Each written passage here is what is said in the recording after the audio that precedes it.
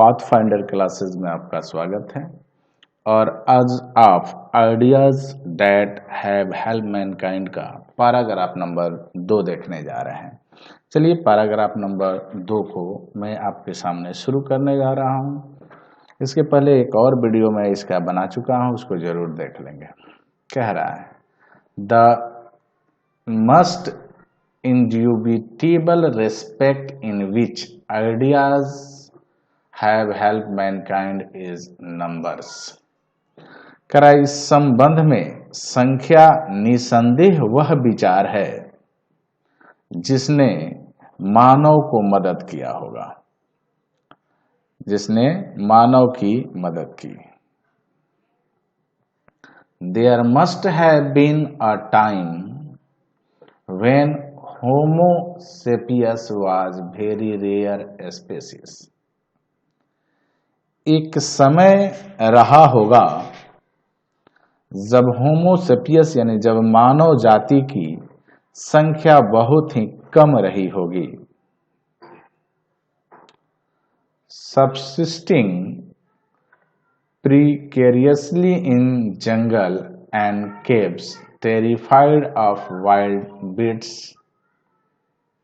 having difficulty in securing nourishment।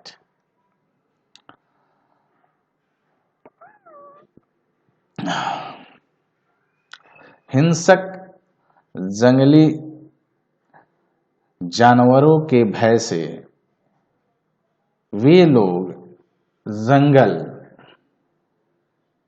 और गुफाओं में छिपे रहते होंगे और कह रहा है कि अपने पोषण में उन्हें कठिनाइयां होती होंगी और उन्हें अपने पोषण में भी काफी कठिनाइयां होती होगी। जब जंगल में होंगे तो छुप के रहते होंगे और उस समय इनको पोषण में भी काफी कठिनाइयां होती होगी। At this period, the biological advantage of this greater intelligence, उस अवधि में पीढ़ी दर पीढ़ी दी जाने वाली जैविक लाभों का ज्ञान बहुत कम रहा होगा।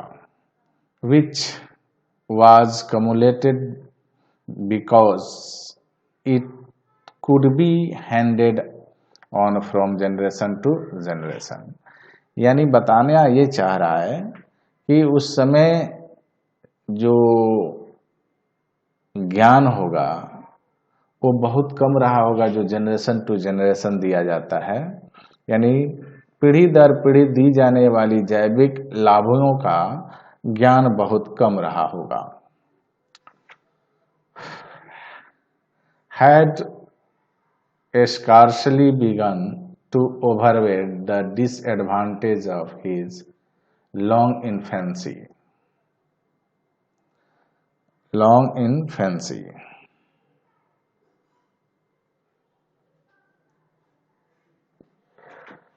यानी बताना ये चाह रहा है कि उस अवधि में पीढ़ी दर पीढ़ी दी जाने वाली जैविक लाभों का ज्ञान बहुत कम रहा होगा। आगे क्या कह रहा है?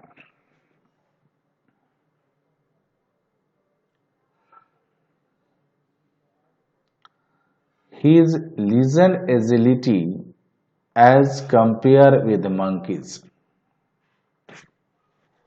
कह रहा है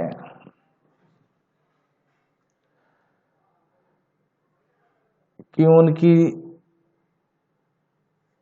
पहले ध्यान से देखिए क्या कह रहा है। His lesion agility as compared with monkey and his lack of hirsute protection against cold। कह रहा है कि बंदरों की तरह वह गतिमान भी नहीं रहे होंगे और अन्य जानवरों की तरह ठंड से बचने की जो व्यवस्था भी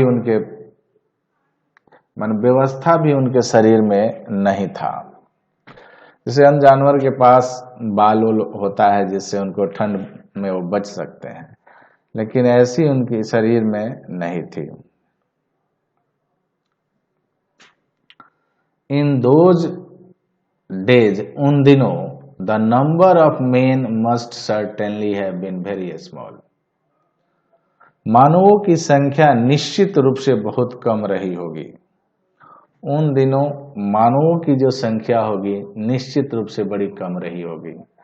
the men use to which throughout the ages men have put their technical skill has been to increase the total population.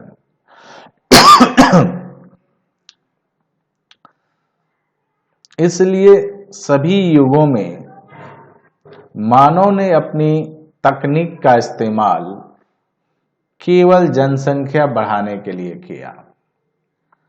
I do not mean that this was the intentional, but it was in fact the effect. कह रहा है कि मैं ये नहीं कहता कि यह उनका उद्देश्य रहा होगा, यानी इनकी जनसंख्या बढ़ाने का उद्देश्य रहा होगा, लेकिन यह सच था कि एक सच्चाई थी और कहेंगे ये एक प्रभाव था।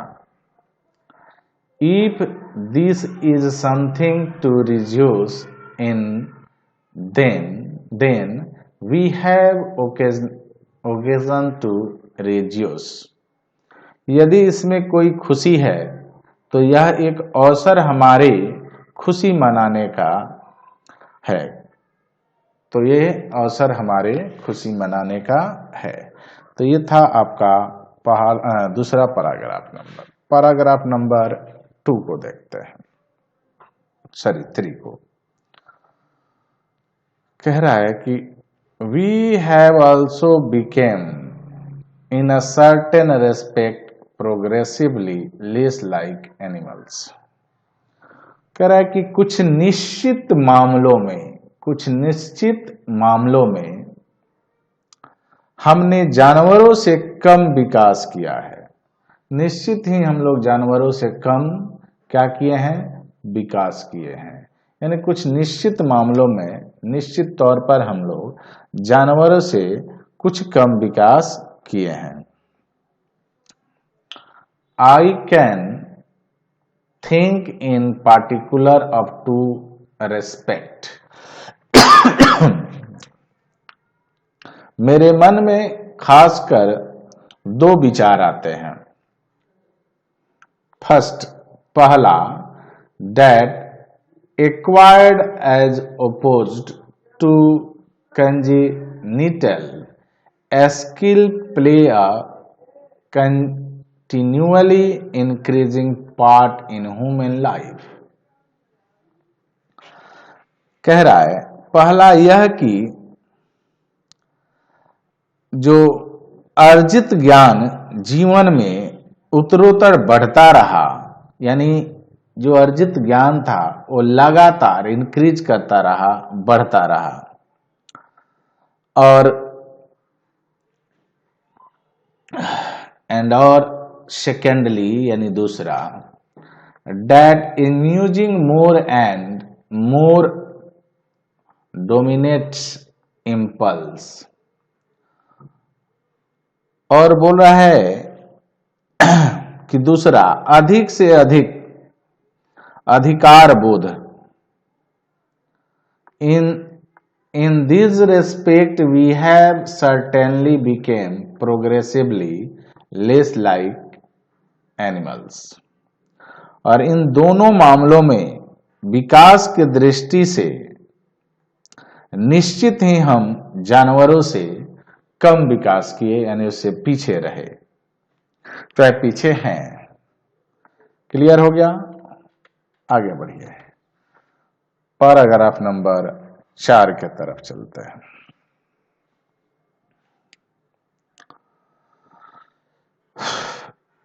एज टू हैप्पीनेस, खुशी के संदर्भ में, आई एम नॉट श्योर, मैं निश्चित नहीं हूं। इट इज ट्रू, यह सत्य है, इट इज ट्रू, यह सत्य है कि die of hunger in large number of during the winter, die of hunger in the large number of winter, weep we they are not birds of passage. कह रहा है कि यह सत्य है कि जाड़े में चिड़ियाएं अधिक संख्या में मर जाती हैं। चिड़ियाएं, निश्चित है कि ये सत्य है कि जाड़े के दिनों में चिड़ियाएं अधिक संख्या में मर जाती हैं। यदि वे, कह रहा है कि if they are not birds of passage, यदि वे गलियों की चिड़िया नहीं हैं, यानी यदि वो गलियों की चिड़िया नहीं है, निश्चित तौर पर वो अधिक संख्या में मर जाती हैं। अगला, बट, लेकिन, during the summer days, summer, लेकिन गर्मियों के दौरान, they do not foresee this catastrophe, बता रहा है लेकिन गर्मी आने पर, यानी गर्मी के दिनों में वे इस विध्वंस की ओर नहीं देखते, वे इस विध्वंस की ओर नहीं देखते। और remember how nearly it befell them into the previous winter, और नहीं ही यह सोचते हैं कि पूर्व में क्या हुआ था, यानी पूर्व में ठंडे के दिनों में उनके साथ क्या हुआ था, कैसे वो इतनी संख्या में मर गए, इसके बारे में चिड़ियाएं नहीं सोचती। With human beings the matter is otherwise, लेकिन मनुष्यों के साथ दूसरी बात है, लेकिन मनुष्यों के साथ दूसरी बात है। कह रहा है लेकिन मनुष्यों के साथ दूसरी बात है। I doubt whether the percentage of birds that will have died of hunger during the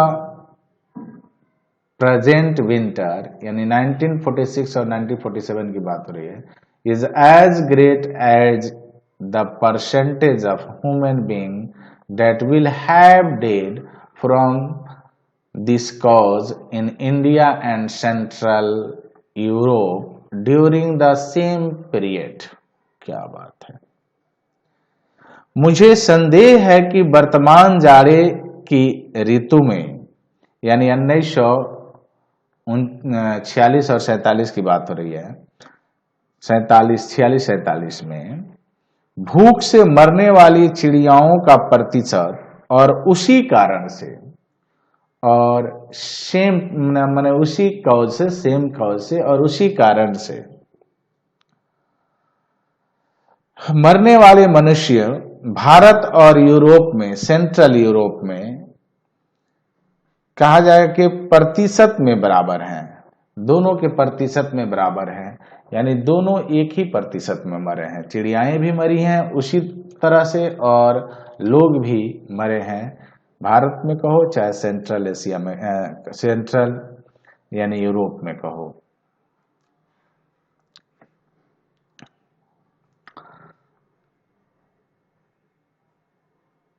कह रहा है but every human death by starvation is preceded by a long period of anxiety, लेकिन आदमी की मृत्यु होती है तो उसके साथ चिंताओं की श्रृंखला बंध जाती है। लेकिन मान लो कि मानव की मृत्यु अगर भूख से हो जाए तो उसके साथ समझो कि चिंता का श्रृंखला बन जाता है, बहुत सारी चिंताएं आ जाती हैं। ठीक है। And surrounded by the corresponding anxiety of neighbours, और यह चिंता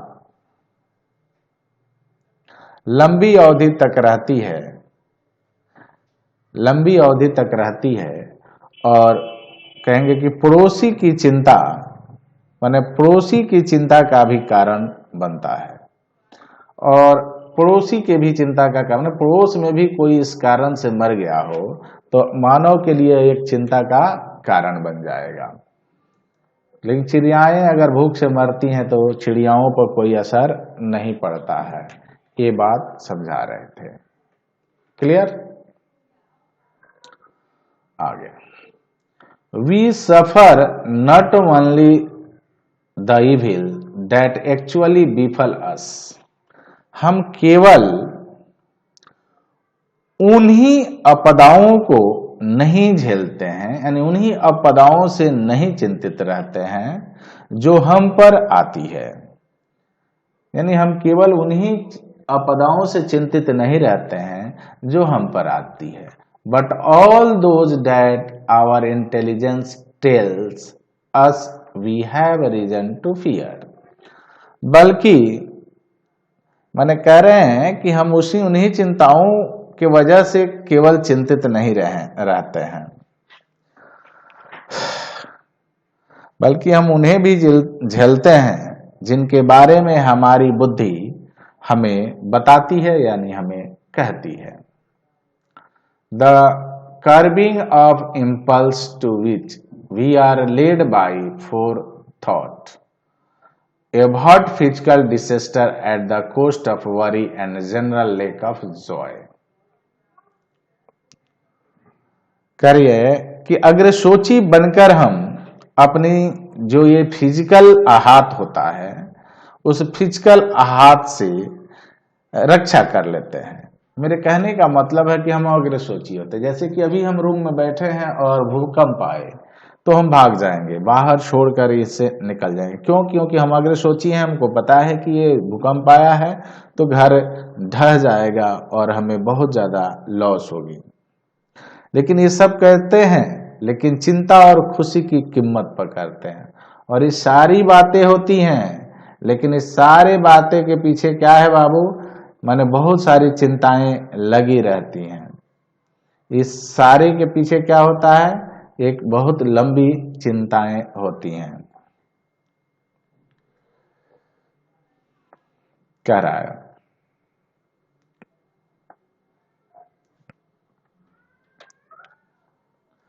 I do not think that the learned men of my acquaintance, even when they enjoy a secure income, are as happy as the mice that eat the crumbles from their tables, while the erudite gentleman snores। क्या बात कहा है?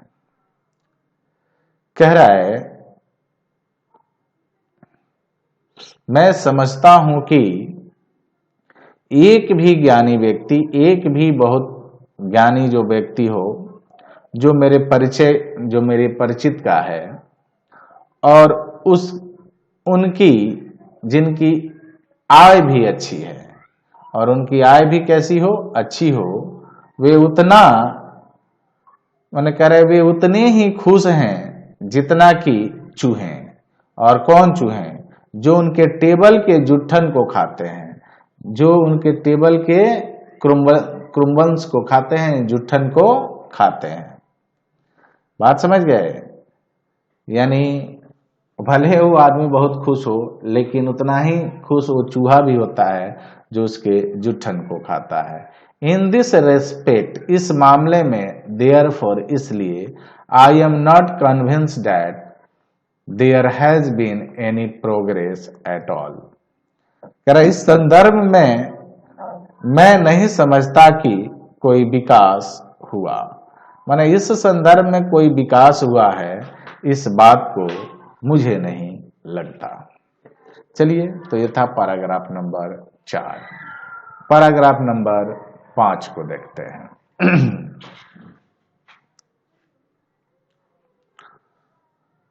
As to diversity of enjoyment, however, the matter is otherwise।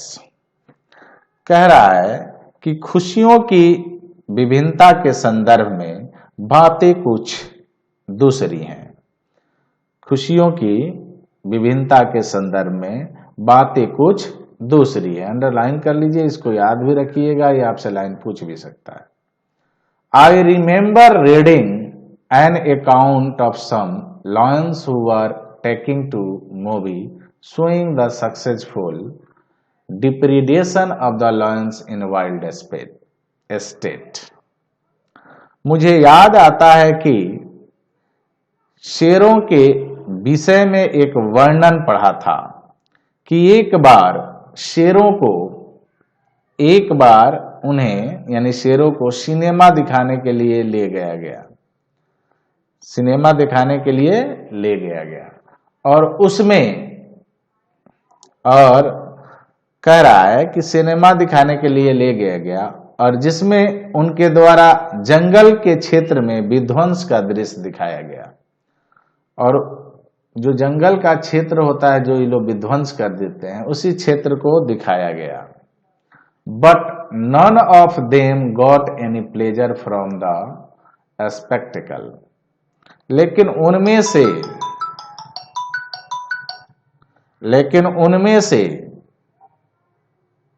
एक भी शेर, चाहे एक भी कहेंगे कि लेकिन उनमें से एक भी माने जो शेर थे जो देख रहे थे एक भी खुश नहीं हुआ। माने उनमें से बहुत सारे जो शेर थे उनमें से एक भी शेर खुश नहीं हुए। Not only music and poetry and science, कह रहा है कि केवल संगीत, कविता और विज्ञान ही नहीं बल्कि फुटबॉल, बेसबॉल एंड अल्कोहल, विज्ञान, फुटबॉल, बेसबॉल है ना जी, फुटबॉल, बेसबॉल या शराब, कुछ भी, एक कोई भी afford no pleasure to animal, कोई भी ये चीज जानवरों को आनंदित नहीं करते। यानी आपको ये बताने का प्रयास किया जा रहा है कि जानवर न संगीत से खुश होते हैं, न कविता से, न विज्ञान से, नहीं ही उनके सामने दारू रख दीजिए, फुटबॉल रख दीजिए, बेसबॉल रख दीजिए, इन किसी से वो आनंदित नहीं होते। आवर इंटेलिजेंस हैज, हमारी बुद्धि है, यानी हमारी बुद्धि है, चाहे हमारी बुद्धि ने therefore certainly enabled us to get a much greater variety of enjoyment that is open to animals। कह रहा है लेकिन हमारे बुद्धि ने हमारे सामने खुशियों के बहुत सारे दरवाजे खोले हैं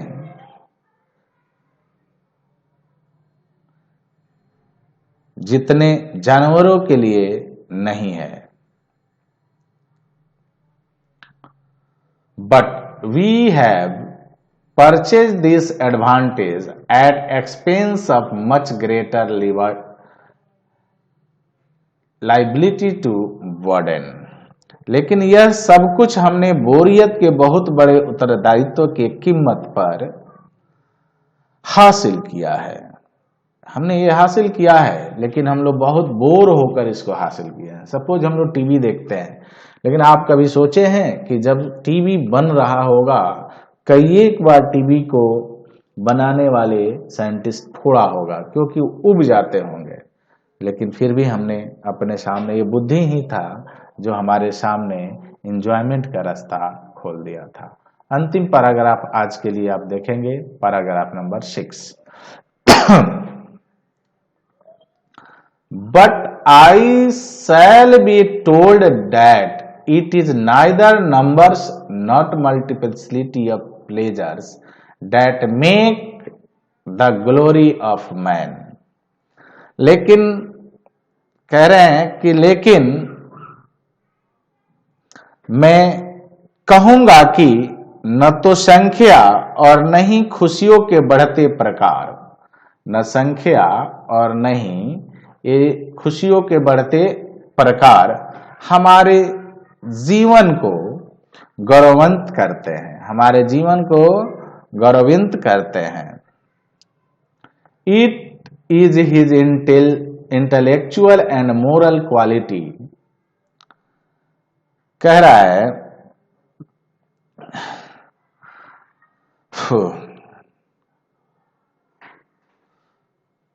क्वालिटी, कह रहा है कि जीवन का गौरव तो बौद्धिक एवं नैतिक मूल्यों में है। जीवन का जो गौरव है वो बौद्धिकता में है, इंटेलेक्चुअलिटी में है और मोरल क्वालिटी में है, नैतिकता में है, नैतिक गुणों में है। इट इज ओबियस दैट, यानी यह स्पष्ट है कि, कह रहा है